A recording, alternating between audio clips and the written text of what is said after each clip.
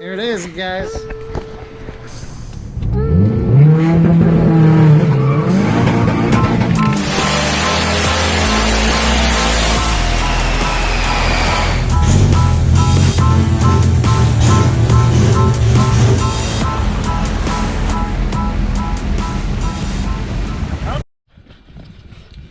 Alright guys, on the upcoming videos you guys will watch is on my buddy's B13 with the Gtir swap. I recorded these videos about a year ago, so I'll try to do little introductions to every video.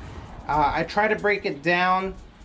Not only do I have memory space issues on my laptop, but it'll also help people that are trying to work on their cars themselves that can't afford a shop. So do a transmission job at a shop, you could be looking at, we'll say $1,000 to $2,000 maybe. Depends on the shop, depends what they charge an hour. If you find a good friend that can do it for you, probably 200 to 500 bucks. But this first video is just kind of showing you guys it's not that bad to start a transmission job. So if you don't know what you're doing, you open the engine bay or you see a bunch of stuff in the way, you don't know where to start. So this video is going to help you guys know where to start when you're going to do a transmission job.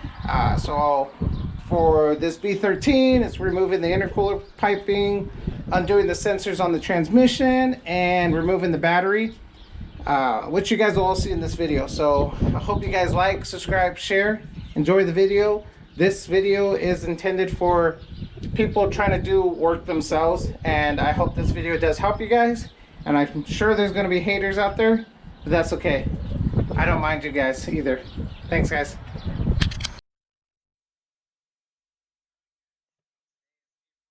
#21st, and it is finally time to work on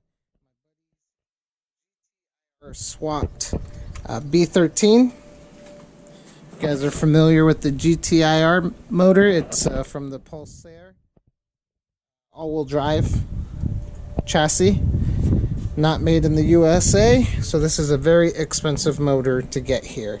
It's the most expensive SR20 motor.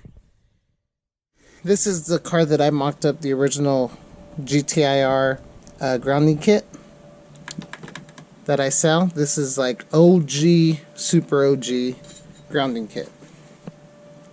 So maybe I'll be able to freshen that up as well.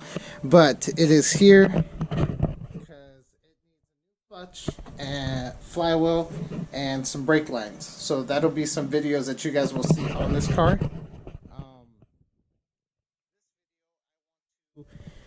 Make this in sections. So this will be best way to put this is I'm having a little bit of issues on the laptop right now of memory space, so I have to cut up my videos. So this will be part 1. Real quick, Tegra's got some new wheels.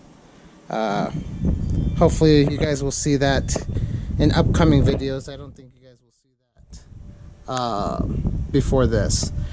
But in this video, I want to show you guys all that's needed to get out of the way. I want to get down to the transmission bolts. So this guy will have to go. The battery is going to have to go. The intake off the turbo, which ends up way over here, will have to go. And I don't know what else after that. I'm hoping that's really about it. We're going to find out. This looks like probably the stock blow-off valve. It's recirculated. I'll probably get that out of the way as well. Some of these lines are probably a little old, so I got to be very gentle with these lines. But yeah, this is going to be part 1 of the transmission removal. It's kind of my car. Quant VR4 still sitting for now. Got lots of plans, just got a lot of side work to take care of. Steelies that I got to give back that I was borrowing from. But let's go ahead and start taking this apart, probably starting with the battery, and yeah, we'll see how this goes, but I want to get to the transmission. transmission is this is very tight area here, so let's go ahead and get this going.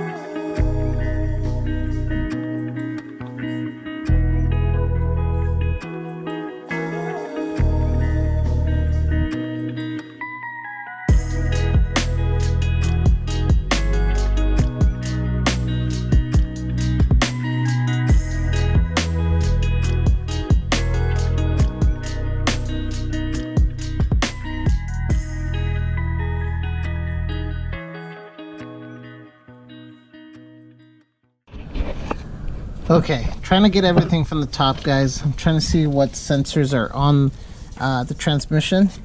There was this one here, and it was right down. I think I'll be able to pull it out on this side. Right here. So, I don't think you'll really be able to see it. Hopefully in another clip I can show it a little better. And then there is the, which was not plugged in, the vehicle cable sensor. I think it's cable or speed sensor. I forget. I always get mixed up. But it goes right there on the back of the transmission. On this one, it was not on. So just a heads up on that. I'm trying to follow anything that's connected to the transmission. This is the one I'm talking about for the vehicle speed sensor. Or this one's cable, I think it is called. Yeah, cable speed sensor. And there is this harness. Just trying to see where that goes. I can't see where this one here goes. So when I get under the car, I'll take a look. This one might be another one you have to unplug. But I'm trying to follow everything. That sensor. This goes to this harness here. So looks like I might have just the two plugs you have to undo, basically, or sensors, whatever you want to call them. Possibly this one, because right now I can't tell where that one goes. So let me double check that. I could not see where this one goes, so I'm just going to hold off on unplugging it for the time being. May go to something in the back of the transmission. I'm gonna go ahead and probably loosen up the wheels and jack it up and see, double check that, and let you guys know where I want to end the video for you guys. Okay, give you guys a look from underneath the car. That sensor that we unplugged is right here.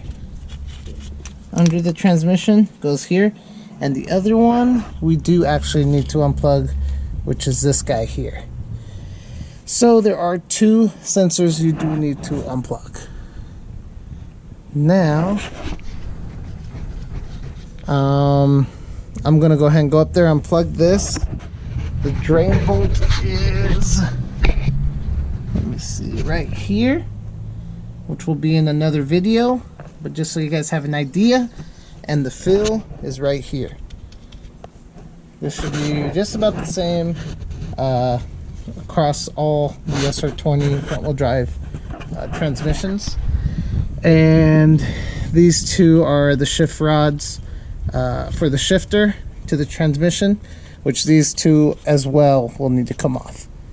And by the looks of it, it looks like I do not have to remove the cross member on the B13 chassis.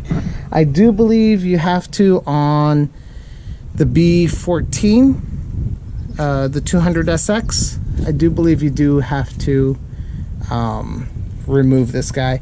And as well, passenger axle has a carrier bracket right here that you will have to remove. Don't forget the axle nuts. So this is a quick run through. Obviously remove the wheels, remove the axle nut.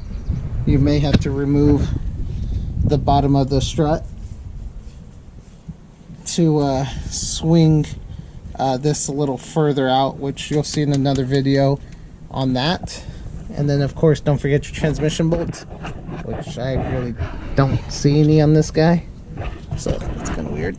I think I literally see the 2 transmission bolts up top, this one and the one back here, if you are able to see. But I'm gonna go run up top, show you guys where this is, and possibly end the video there. So let's go back up top. That sensor that I was mentioning is this one right here. Try and see where the clip is for it. Let's see. I'm gonna put the camera down and remove this guy real quick. But this is the guy that's got to get unplugged, guys. It's gonna be this one right here, if you're able to see it. Hopefully you are. This guy.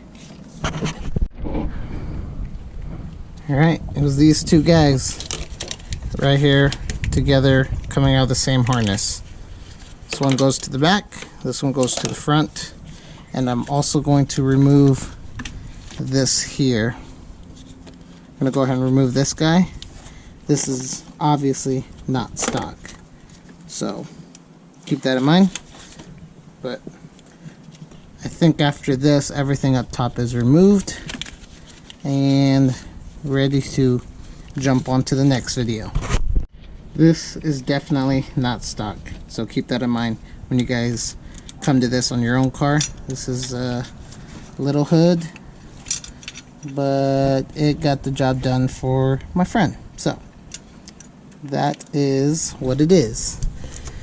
And slide this little bushing off. Let's see how this guy is. So you push it back some. Let's see if I can set this up for you guys. Hopefully that's the right angle. Push the bushing through, slide the cable out, and there it is. Now I don't want to do any adjustment to this. I'm going to leave it as is. We're leaving that alone. And now everything is officially removed from the top.